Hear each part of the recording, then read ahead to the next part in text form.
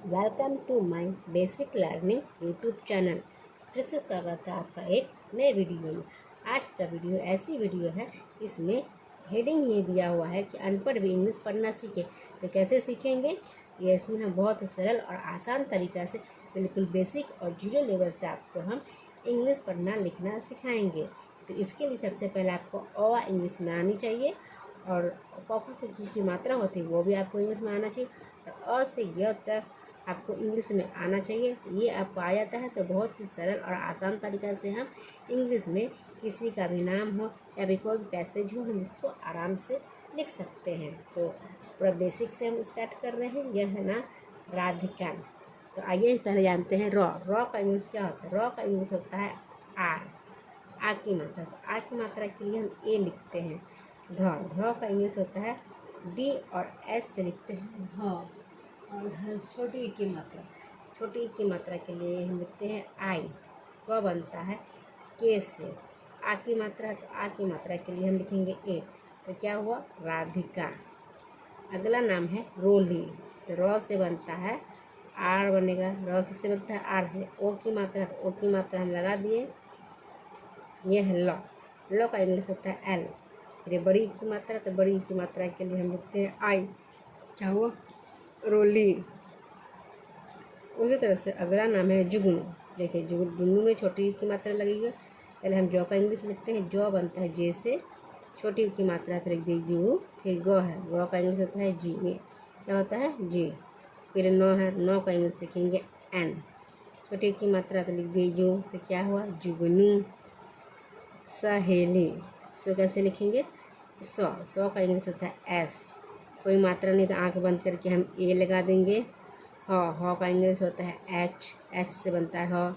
ए की मात्रा है तो लिख देते हैं ई। लॉ का इंग्लिश होता है एल, और बड़ी ई की मात्रा है, बड़ी ई की मात्रा के लिए हम लगाते हैं आई। तो क्या हुआ? सहेली। रोहन। तो फिर है रॉ का इंग्लिश जानते हैं हम क्या होता है? आर होता है। ओ की मात्रा के लिए ओ लिख दिए। ह बनता है एस से। कोई मात्रा नहीं है तो हम यहाँ पर ए लिख देंगे। और लास्ट में क्या है? नौ का इंग्लिश होता है एन लास्ट में है, इसलिए इसमें हम ए नहीं लगाते। तो क्या हुआ? रोहन। अगला नाम है प्रियांशु। प का इंग्लिश होता है पी। ए रेफ वाले शब्द है, आर बना है तो आर लिख दिए। और इसकी मात्रा है तो लिख देंगे, छोटी की मात्रा है तो आई से बनती है, लिख दिए यो है। यो का इंग्लिश होता है वाई से बनता है यो। आ की मात्रा है तो आ की मात्रा के लिए हम लिख देंगे ए। फिर बिंदु, बिंदु का होता है एन। सौ का इंग्लिश होता है एस। फिर छोटी की मात्रा बनता है एस, और एच से सौ बना।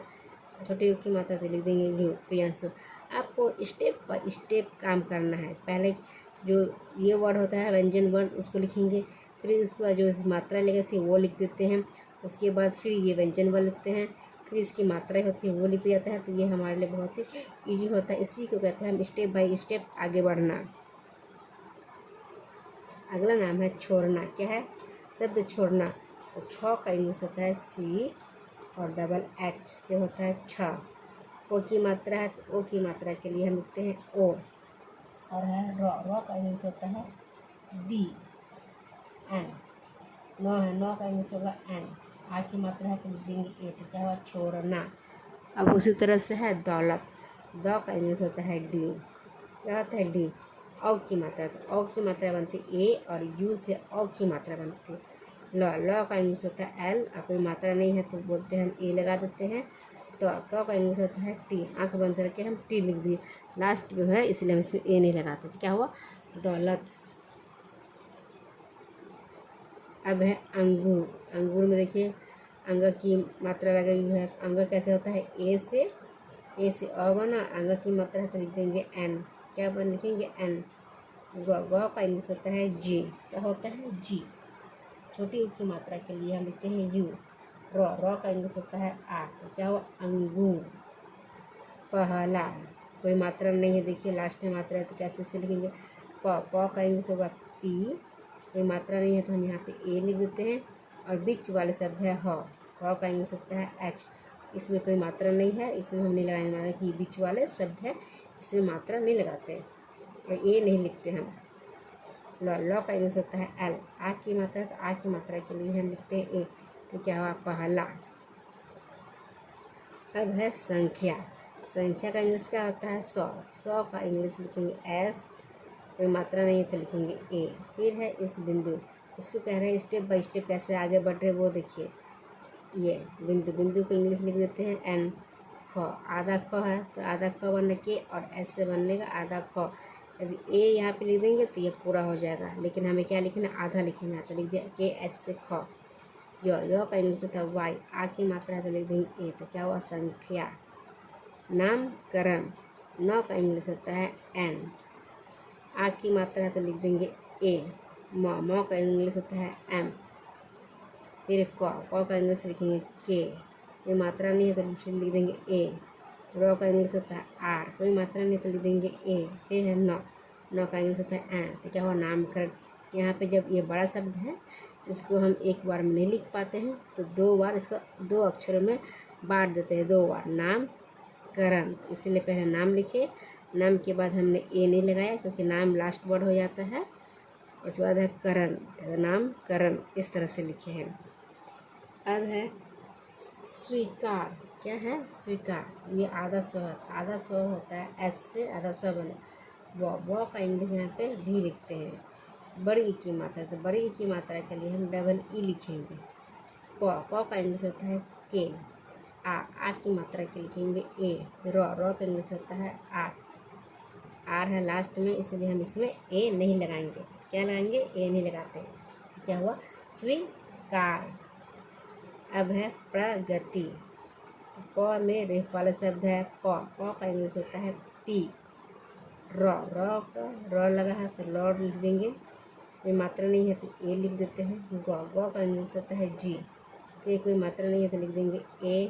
तो का इंग्लिश होता है टी, छोटी की मात्रा है तो लिख देंगे आई। तो क्या हुआ? प्रगति। अब है प्रयोग। तो प का इंग्लिश होता है पी, कोई मात्रा र लगा हुआ है तो यहाँ पे र लिख देंगे, कोई मात्रा नहीं है तो लिख देते हैं ए। यो का इंग्लिश होता है वाई, फिर ओ की मात्रा है तो ओ की मात्रा के लिए ओ लिख दें। ग का इंग्लिश होता है जी। क्या होता है? जी। तो क्या? प्रयोग।